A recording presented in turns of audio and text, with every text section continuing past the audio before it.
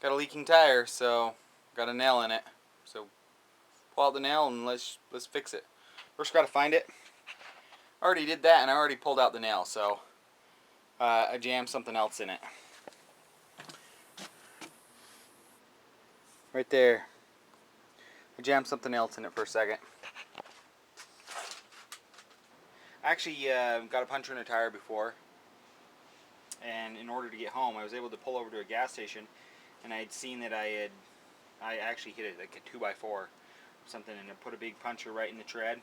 And while I was at the gas station, I scrounged around and found a screw sitting in the parking lot. So I was able to insert the screw into the hole, screw it in nice and tight, and pump up the tire, and actually drive the 5 miles to get home.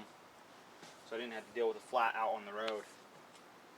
I didn't have a spare either, but I was able to get my kit. So I'll show you how to do that.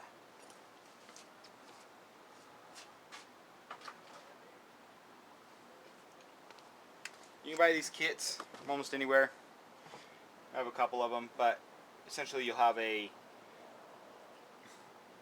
really coarse type file and a insertion tool.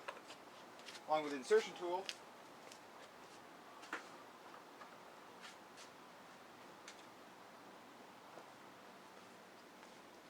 usually they sell a couple of these rubber strips and some rubber cement. I've used just regular rubber cement that you can buy, Elmer's rubber cement, and that works just as good.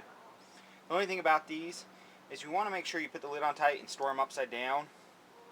That kind of seals it a little bit better. For some reason, no matter how tight you put that lid on, it ends up drying up, and the next time you need rubber cement, it's 100% dried up. But I found if you store it upside down, if there is a little bit of an air leak, the rubber cement actually seals it. But if you store it right side up, the air leak continually just dries out the rubber cement. So what we want to do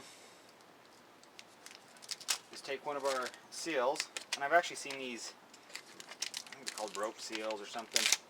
They also even have these same things that you use this with that are actually little rubber plugs, but they don't seem to be as good as these. I actually have a couple of these as well that I like this one the best.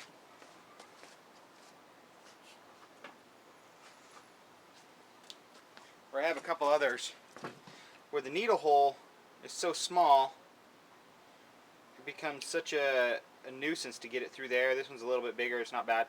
This one actually is the biggest. Or I actually like this one the best. The small one's so tight that you'll notice at the very tip it actually spreads open.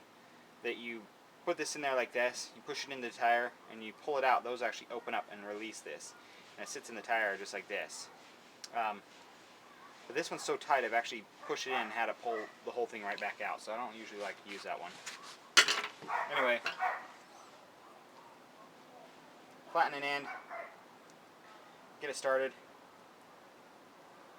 pull it halfway through, just like that. Take out your obstruction.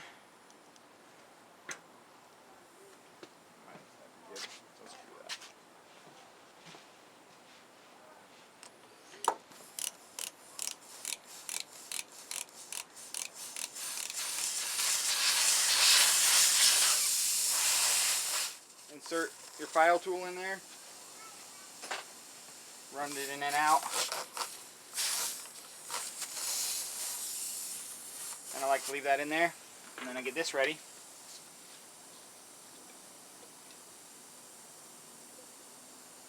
And I just apply some rubber cement. Try not to do too much, because the air coming out actually spits it right back in your face.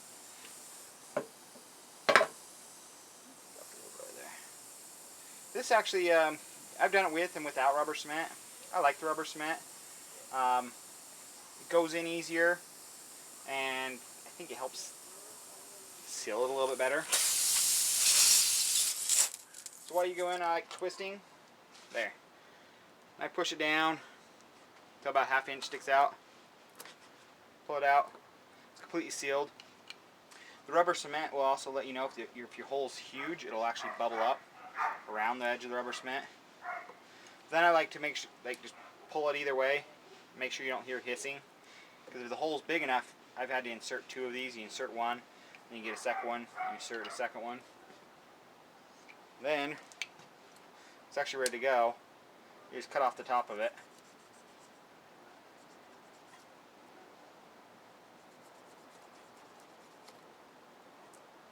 Fixed.